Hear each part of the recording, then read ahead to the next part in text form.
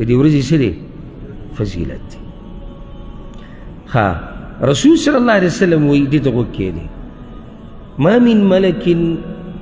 مقرب ولا سماء ولا أرض ولا رياح ولا جبال ولا بحر الله أكبر نجدي ملك الله ته چې فرشتو ته خلک وایي نجدي فرشته نجدي ملك الله ته نجدي اسمان زمکه سیلۍ غرونه دریابونه الا وهن يشفقن من يوم الجمعه دا ټول د جمعې په ورځ یریږي چې قیامت را نشي ملائک اسمان زمکه سیلۍ غرونه دریاب و دریاب کومه ګناه کړې ده غرونو کومه ګناه کړې ده اسمان کومه ګناه کړې ده زمکې کومه ګناه کړې ده سیلۍ کومه ګناه کړې ده ملائکو کومه ګناه کړې ده څومره مخلوقات چې ذکر دي دوی ګناهونه نه دي کړي موتا چې ته یېرېدلي وو په دې ورځ چېرته سوچ هم کړی چې دقه شان یو جمعه به راځي په هغې به قیامت چې موږ به الله ته مخامخ کېږو داسې یو جمعه به راځي چې خلک به راپاسي خوشحاله به وي هغه سحر ډېر ناشنا سحر دی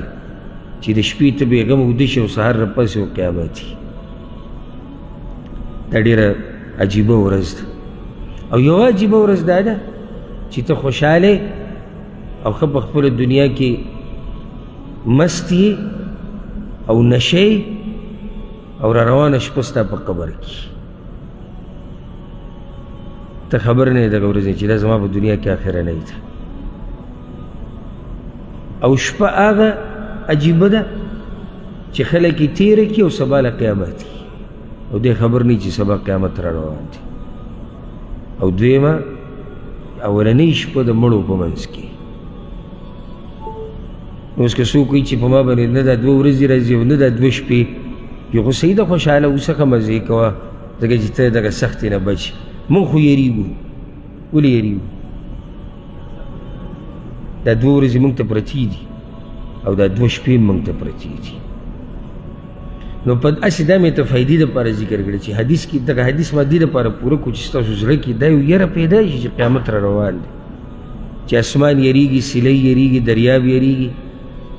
زمکه یریږي غرونه یریږي ملائک یریږي ښه ملائکو دپاره جهنم شتي ملائکو سره حساب کتاب شتي